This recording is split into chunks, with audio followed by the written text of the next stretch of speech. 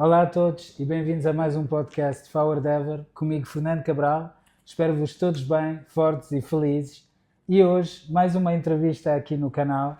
Tenho a sorte de ter comigo um dos nomes fortes do Reggae Roots moderno, parte do Reggae Revival, em Lisboa para o Piscina Dub Fest, o pequeno Small X, a.k.a. Nati Pablo, a.k.a. Jesse Ryle. Pleasure. Jesse. Thank you so much for having me here again, you know. Yeah, man, It's thank truly you a so pleasure. much to do the interview. Jesse has just landed this morning Yeah, from a long trip. long trip here, you know. But reggae music has given me everything I have, so I have to give reggae music everything I have. Definitely. You know, that's kind of the exchange in a relationship. You know? But you came from Miami or from Kingston? Kingston, Miami? Kingston, Miami, Lisbon, with a little bit of trouble, but we're here, you know. But you're here, yeah. First, I wanted to start that last year I had the chance to go with Jesse to Açores. Oh, And I was surprised to look at your passport and see that your actual name is Leroy, which means the king. Yeah. So that's where Jesse Ryle comes from? Right. So Jesse, first name David, my middle name David Lewa. David in the Bible was the son of Jesse. Okay. The great King David, his father's name was Jesse. Okay. Right, and then Lewa was just a French title. But how my come my mom spoke 5 languages. You know, my mom used to work for the United Nations, and she enjoyed was language and communication, right? So I think that played a big part in her ensuring that I had something, because not everybody knows it. It's only when I buck up on people who know French or are familiar with the language, they're like, whoop, like what? That's what happened with me. Yeah, in Jamaica, everybody think of Leroy, you know?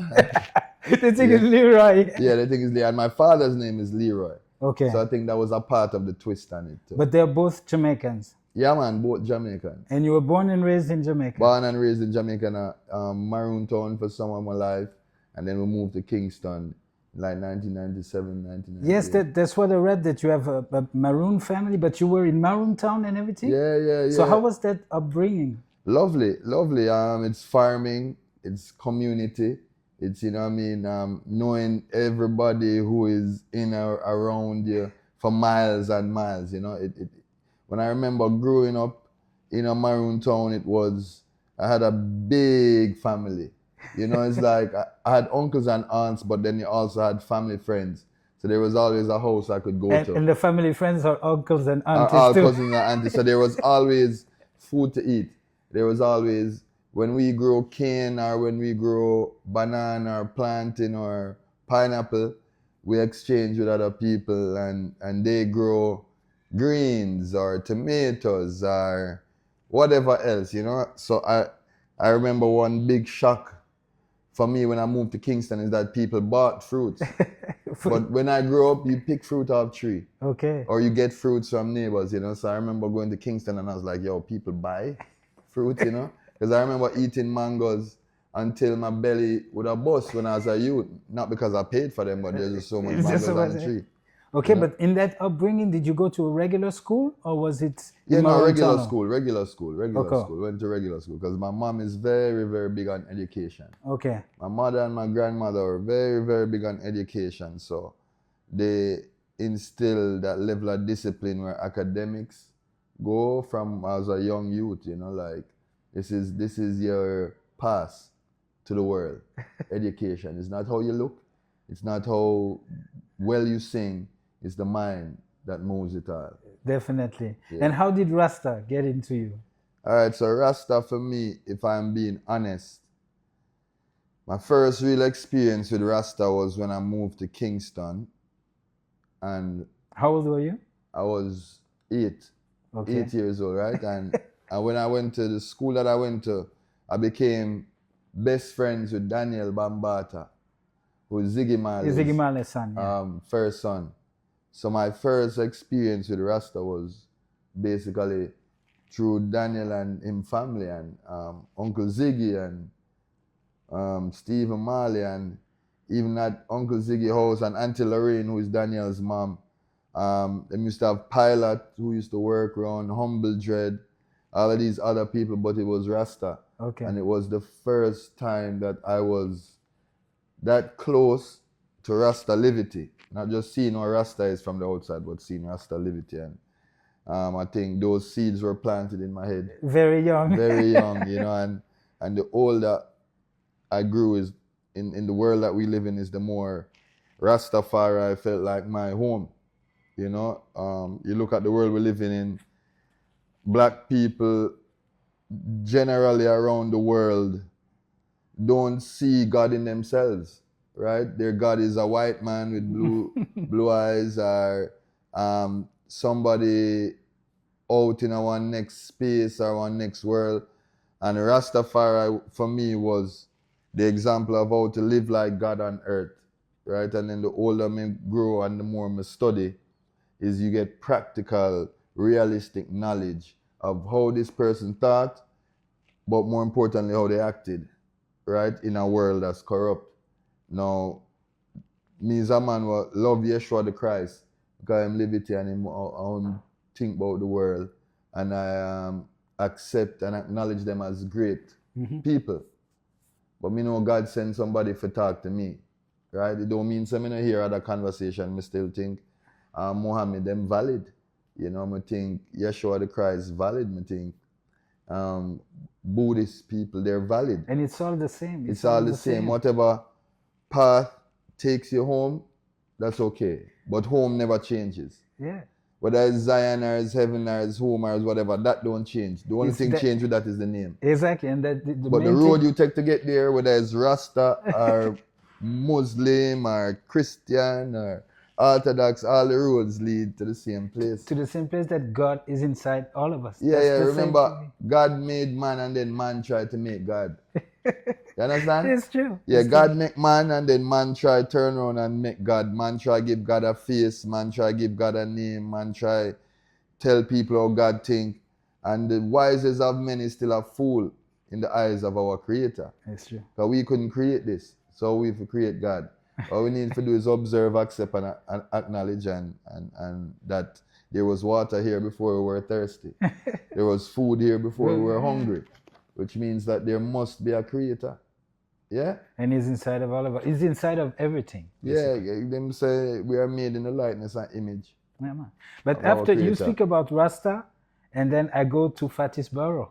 Yeah, which is a big part of my life. How did you link up with Fatis? All right, so Fatis, me and Fatis' son, Remus, used to go to school together. Just 1 second. For those who don't know, Fatis Barrow, Exterminator Productions, one of the biggest. Yeah, one of the biggest, one of the greatest producers in reggae music, but also conscious reggae music. One of the biggest producers with conscious, spiritual roots, reggae music concerned, from Luciano, Pinchers, Sizzler, Coco T, Mikey General, Jesse Gender them. You have just check Exterminator catalog. Yeah. So much big catalog. Luciano, as me I say, and them responsible for a lot of what modern consciousness in terms of Rasta is. You know, cause them was the knowledge, them was the encyclopedia. So like I say, me and Remus used to be good friends in high school. When me left Jamaica and come back at Jamaica, Remus did I make music. Okay. Also, I was making music with Daniel and Kurt and Joe Mercer, who passed away, you know. So this is like a big crew of like... big crew since we were like 13, 14. 14 years old, 13, we used to just make music. Okay. Uncle Damien Marley used to call us his Wu-Tang Clan. You know, we was the Wu-Tang Clan, you know, and we would have to write a verse or do something every single night. That was how he trained us. Okay. And so that's the best school, bro. Yeah, the best school. So like I said, the best school for music, but also a great school for Rasta. Yeah. Seeing, because Uncle Ziggy show you the humility that is required, but also the strength that is needed for push through, right? And Uncle Steve, Uncle Rowan, you know, everybody definitely played a big part on my perspective of Rasta not being a lineage of suffering, but a lineage of greatness with the knowledge and the ability to move and shake the world. But you recorded with Fatis? Yeah, man. Most of my early recordings, okay. Most of my early recordings was with Fatis, and there's a lot of unreleased music that I did with Fatis, because Fatis wasn't just a producer, he was a mentor. Mm-hmm. He was a teacher, and I was a humble student to Fatis. He gave me books to read. He gave me old music to go study. And then that also helped me understand why Sizzla's melodies were so vast. They're so amazing. Luciano had Western melodies on reggae albums. And, you know what I mean? So Fatis is more than just somebody who produced music. Him produce individuals, and him help people to know themselves before.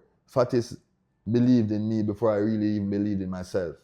I knew that I was doing art, but Fatis did give me a different pep in my step with how much he believed in my ability and how confident he was that I was going to be a superstar and I was going to change the world. Give thanks. So you say Jesse Royal wouldn't be here without Fatis Bar? I would not be here without Fatis. There's a lot of people in my life who I wouldn't obviously start with my mother and my father, not just for bringing me here, but for the way they raised me. Okay. Like I said, Ziggy Marley, Auntie Lorraine, you know what I mean, Uncle Steve, Uncle Damien, definitely, you know what I mean, like Uncle Rodem, Auntie Sidella, definitely, Fatis, you know what I mean, without a doubt, Fatis Burrell, Elise Kelly, Luciano, like me say, Daniel. Just great names. I've benefited from a lot of great people taking the time out to impart something on my life, which is why I move how I move, and I try to share and I try to extend the love that was extended to me. Give thanks. And so Modern Day Judas, 2010 already. Yeah, 2010? I think it was 2010. I'm not sure. I think it was like 2012 or 2012. But how did that record come out? All right, so that record, funny thing is, Winter James is, I knew Winter from Damian Marley. He used to play keyboards in Damian Marley's band. Okay. So I used to go to rehearsal with Damian Marley all the time, and didn't know Winter from that. Now fast forward, I go to Jamaica. My first show in Jamaica was July 1st. Reggae Day. This was the first international Reggae Day, yeah. First time. And Andrea Davis, I remember, was a big part, or is a big part of the international Reggae Day movement. So big her up. I had Winter playing keyboards for me on that show. After the show, Winter comes to me and Winter say, yo, I have a rhythm that me I love if you voice a tune. But remember, at this time, Winter is not a big producer. Yeah. I just know him as a keyboard player for Damian Marley. I just know him as a keyboard player. So he played Taurus Riley's song for me. Taurus Riley has a song on the rhythm. Okay. He played Taurus Riley's song for me. I said, what? Taurus already there on the rhythm? Of course. Because to me at the time, I was like, if Taurus Riley's on a rhythm, I want to be on that rhythm too, And went to the studio, sing the song. Winter is such a great producer too. I had like 7 verses. Winter had to pick and choose, and there was a lot of elements that went into that song. Unga, who did help me out with the intro, and as a young kid at the time, that was just eager to share my idea of reggae music, so I'll always credit Winter for somebody who really gave me a push start, and it was just perfect timing, and to this day, we still stay connected, and we've done a lot of work together since, and I'm still I'm a big fan of Winter's music. Yeah, he's a great producer, but at that time there was like that reggae revival thing. No, the reggae revival, no, it didn't start yet. It didn't start. It didn't start yet? No, it didn't start. What happened is, at the time, all of us... But you were friends already, all of you? No, so let me explain. We knew about each other. Okay. But we weren't necessarily friends or hanging out. Everybody, this is how the universe works. Everybody was just on the same conscious wavelength. Everybody was doing what they're doing wherever they are doing it. Protege was the only man that was out. Okay. That we could have looked and say, okay, Protege, the man is a star and he might do it in a one way. But everybody else, we all used to just gather like Jamnesia. Yeah, Jamnesia. Or Wiki Waki. Okay. And we would do shows for 30 people, 20 people, including us and our management, right? And then when we would do these shows, we'd be like, oh, yo, him tough. You know, and everybody became fans of each other. Okay. By seeing each other perform live. And then that's when the connection built and everybody Start playing on the records. And then people outside saw the unity, because remember before, nobody would, if you book one artist, no artist would come on that artist stage. But with us, you book Chronics, Jesse Royal is coming out, Protege is coming out, Kabaka is coming out. You book Jesse Royal, Protege is coming on stage, Chronics is coming on stage. Lila Iker, Lila them is after. We have the Lila them, like, you know, but I mean, initially, we were just fans of each other and fans of music, and we didn't know that we really felt like we had to work as hard as possible to make it something, because remember, we're coming from when it was zero. Mm-hmm. So you know that reality. When somebody starts in the business, when the business is already successful, it's hard for them to understand what it took to get it here and also what it takes to maintain it. Mm-hmm. So we maintain our friendship and our good vibes because we all started from zero before anybody had any records out, no record deal, no millions of streams, no Grammy nominations, no. And all of you reached that. That's the funny thing. Like all of those artists. Yeah, I always say that's very interesting, and it shows, it's testament that we are making high level music. Yeah. Because as I said, we all started out from a very humble place, and to know that every one of us have been either nominated or won a Grammy.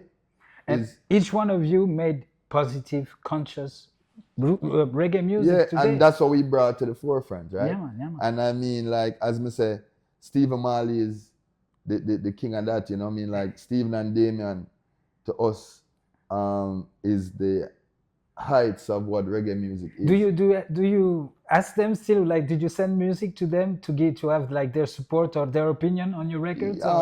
Yeah. Sometimes, like with Blessing. Okay. Blessing was a song what me did write for Joseph. Okay. So we definitely did play that song there for, we were on tour together, you know, and that's something that I'm also grateful for. Okay.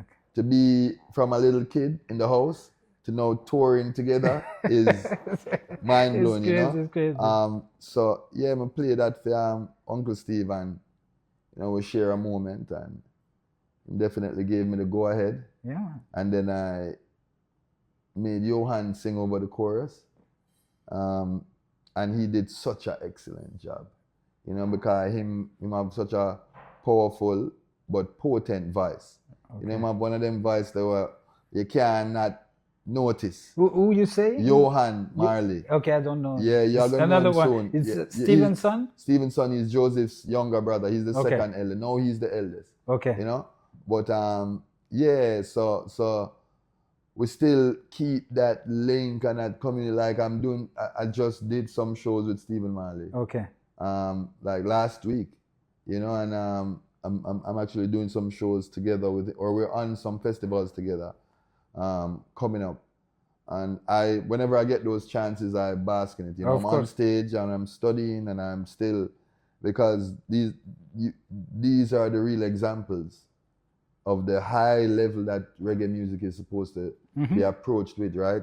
Well, it's good that we go this case, because I was going to ask you, like, how do you feel is the situation of reggae music now? Because a lot of people are saying that reggae is dying. Yeah, how do you feel about that? Reggae can never die. Right? Reggae can never die because of the message. The world needs reggae. Yeah, because of the message that reggae provides. Reggae is the only genre that is, like I always say, is dedicated to love, unity, peace, and understanding. There's no other genre that is literally built up around love, peace, unity, and understanding. Yeah. That is reggae music. So there will be no time that conversation is important in the world, especially the world we're living in today. Now, with that said, we also still have to keep ecosystems healthy, right? And in every genre, you have the star, you have the stars, you have the people who are coming up, you have the young artists, and you have the people who are just trying to get their name out there.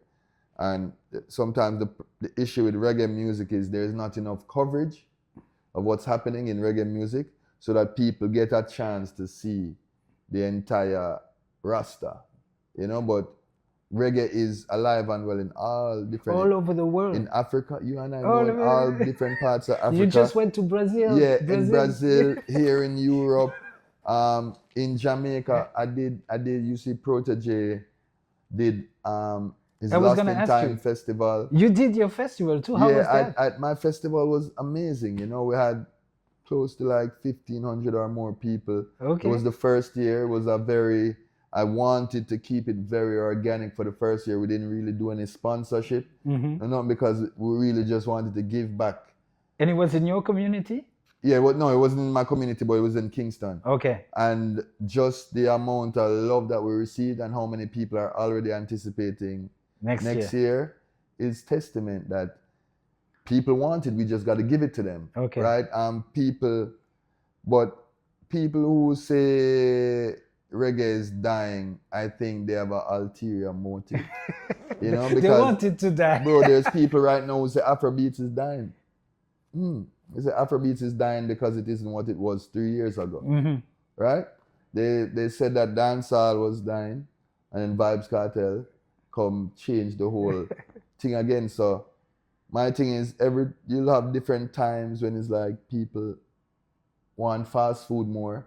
And then them are going to eat so much fast food that them realize that, we need some soul food, right? And our job is not based on popularity. Our job is based in the truth, right? And this good food and this good message and package will always be here waiting for them. Yeah, you cannot do fast food music. No, this will always be here waiting for them when they realize that they need it. But it's not our job to go tell anybody what they need to be or who they need to be. Because life will bring you to where you need to be. And sometimes them just don't learn the lessons in life yet to make them value certain conversations. But the time are going to come around again, my brother. Yeah, and we're in times where people, like Rima was saying this morning, there's some kind of consciousness, people awakening that things need to change. It's happening. It's happening, you know. It's like, as I said, our duty is just to keep producing high quality. It's like, the hotel just focuses on building a high quality place with good rooms. The people will come whenever they come. Yeah. Right? So with reggae music, it's not just about trying to set up little shops. It's about creating a incredibly safe but also healthy, uplifting environment. And the people will forward eventually, you know? Yeah, man. Yeah, man. Exactly. And so what are your plans? We had Lily of the Valley, Royal. And when is the next one? Yeah, I'm trying to drop my next album in like 2 months. Okay. And that will be my third studio album, which I'm very proud. The 2 songs we heard this morning were from... Yeah. Are they out already? Do we have singles already? Yeah. Light of Mine is out. So I have Light of Mine out. I have Hope featuring Romain Virgo out that people really love. I also have Blessing out featuring my brother Johan Marley, and I have another song called Your Soul produced by Sean Alec. Okay. You know, which is what I've given everybody so far to soak up and digest, and the full body project will be coming in a couple months. Yeah, a couple months, and as I say, I'm just excited to share the body of work and then tour and connect with the fans, because for me that's what it's all about, really connecting with people, really touching people, really getting touched by people. Really, I remember last year in Azores, it was beautiful. It was so beautiful, and it was my first time, and the amount of love that I received, for real, and the amount of love that I was able to share with them for me was very, very eye-opening, you know, and I thank you again for that opportunity. No problem. You know what I mean? But we just need to keep doing it more and more. And for me, my musical career is not just about going on a stage and singing one time and collecting a paycheck and saying bye. You know what I mean? For me, it's building a relationship with these people. And who knows me, sometimes I sing for free.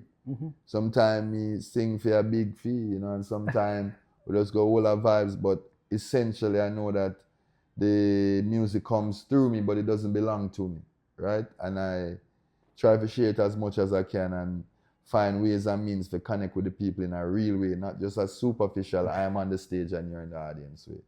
You know, so as always, I'll see you soon. Yeah, man. So just if you want to give a message to the Portuguese people. Yeah, my message to the Portuguese people is you are all special. I've been all around the world and there is something different about the Portuguese people and the love that they show, the food, how caring you are with each other. And I pray that though the world gets cold, you maintain that love. You maintain those positive vibrations and you try to shape the world in the way that we want it to be shaped, because we're at a stage in life where it's not, if not we, then who? And if not now, then when? You know, so my message to them is just, just stay true and keep doing what you do. Keep showing the love and providing that, what you call it, like that human touch, you know, because sometimes I think Europe get out of touch with humanity. You know, sometimes I feel like Europe get out of touch with humanity, you know, so one thing when we pray to people, remember that is we human, and don't fall for the illusions of like governments and policies and borders and religions, and no, just try to remember that we're all human first. We have way more in common than we think, right? We all need this air to breathe. We all need the land and the sea, and we all need each other. So make that the basis or the foundation of where we develop our relationships from. All the similarities that we have, not the differences. The differences make things nice, yes, but let's start with the similarities, which to me outweigh the differences, you know. Give thanks, Jesse. Rasta. Good luck on your way. And bless Yeah, you. man, and thank you again for having me. No problem. God bless, you know. Tudo bem. Abraço, obrigado e até a próxima. Done. Wicked, man. Good? All right. Salute. Was it okay? Yeah, perfect. All right. See you later. Yeah.